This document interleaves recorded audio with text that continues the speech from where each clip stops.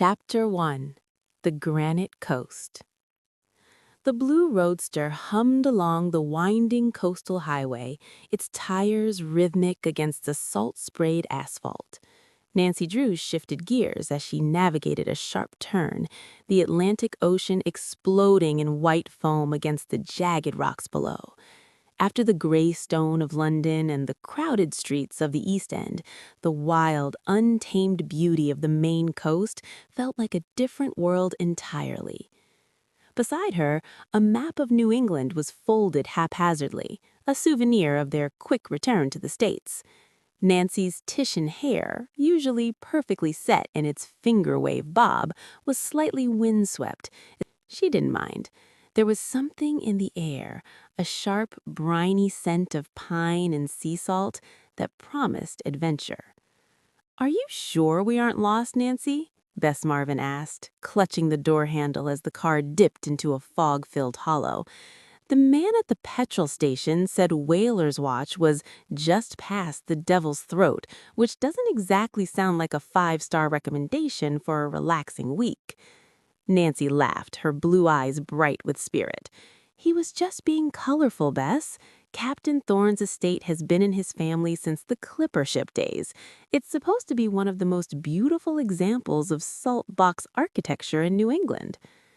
"I'd settle for an example of architecture that has electricity and a lock that works," Bess teased, though she managed a small smile. She had been asked to house-sit for Elias Thorne, a retired sea captain and a distant cousin of the Marvin family, while he attended a high-stakes maritime auction in Boston. As they crested the final hill, the fog parted like a curtain. Perched precariously on the edge of a granite cliff stood Whaler's Watch. It was a sprawling shingle-style mansion, weathered to a silver gray by decades of Atlantic storms.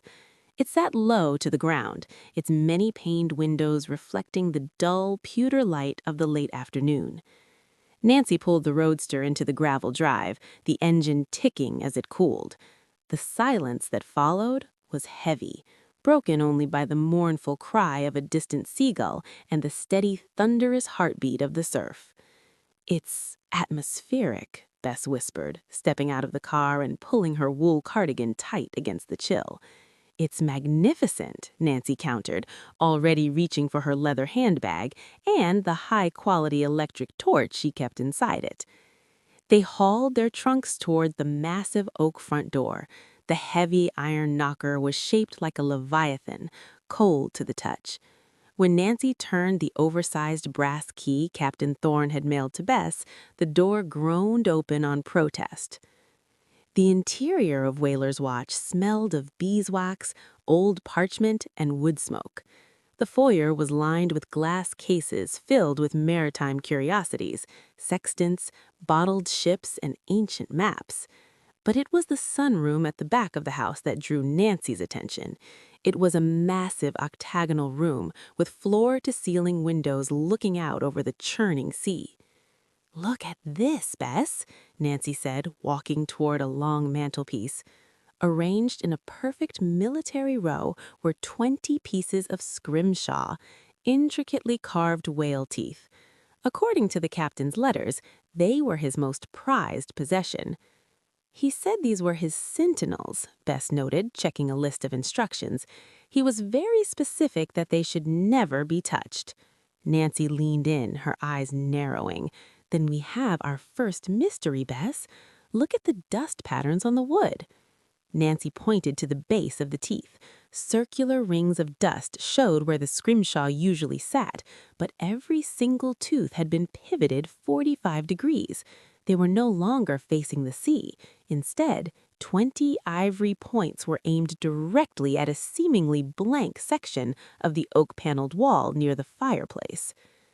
"Maybe the wind vibrated them," Bess suggested hopefully. Nancy shook her head, her mind already racing. "No, the wind doesn't move ivory with such precision. Someone was in this house recently, Bess, and they wanted to make sure they didn't forget exactly where that panel meets the floor." Before Bess could respond, the sun dipped below the horizon, plunging the house into a deep violet shadow. The quiet of the Maine coast was gone, replaced by the low, haunting moan of the wind through the Saltbox gables. The week of relaxation had officially ended.